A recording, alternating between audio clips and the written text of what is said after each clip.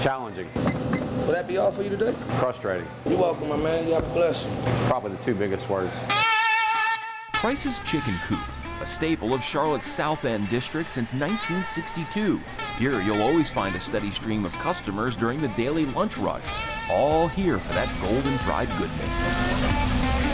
And while an inconvenience for some these days, everyone coming into the coop is wearing a face covering.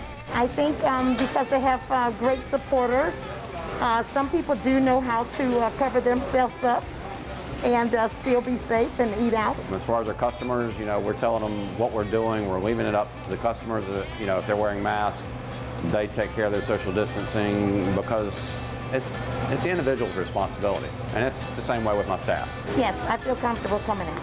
Owner Steve Price says his biggest challenge these last 6 months hasn't been enforcing the rules. Instead, it's making sure he has what he needs to keep his business going.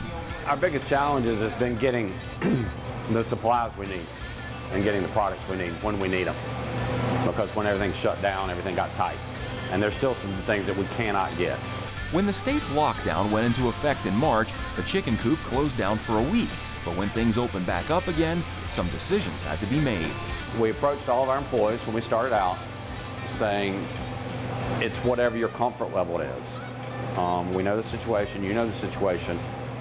It's you make the decision on whether you want to work or not. We're here, we're going to work. Only one part-time employee decided to step away. But one huge advantage the chicken coop has is it's always been a takeout-only business. No tables to tend to inside. It's definitely, it worked quite in our hand. So while many other restaurants have tried pivoting to takeout in recent months, takeout is all the chicken coop has ever known.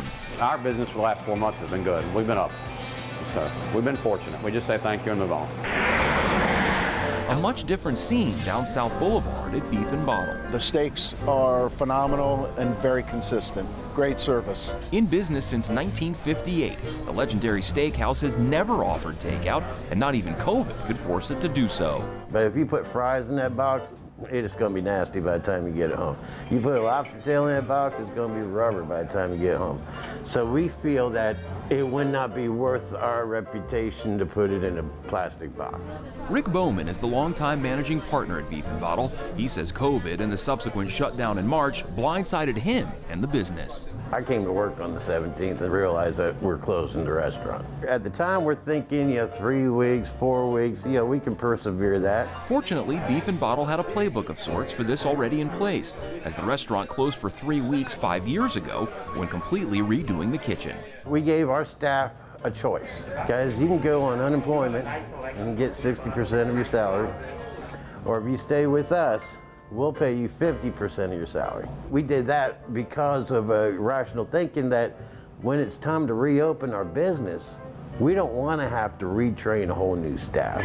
With a staff of 40, Rick was able to keep all but 2 employees on the payroll. One moved and one retired, which then made them eligible for the federal government's small business loan program. When we applied and the money was in our account, it was 10 days.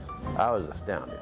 But that anticipated closure of 3 to 4 weeks doubled in length, dragging on for 8 full weeks. The monetary hit is north.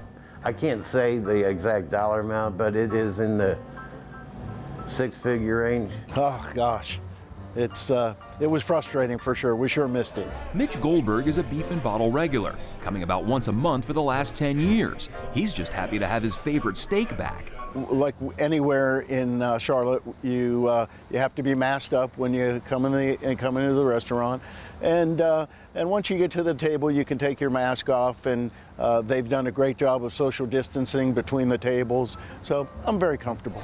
Since reopening, Beef and Bottle is closing an hour earlier. Employees, all wearing masks, are working 4-day weeks instead of 5. Tables are spread out and capacity slashed in half. But there has been one positive in all this. Steakhouse crowds in general are later arriving crowds. But since reopening, a new trend has started, an early arriving crowd. But this change in behavior added a phenomenon that we weren't expecting.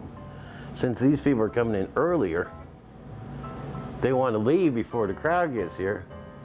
So in essence, we're getting a whole new turn on our tables. It's the day and age of COVID, something everyone is dealing with. The good, the bad, and the different. People trying to be smart and safe, while businesses do all they can to stay in business.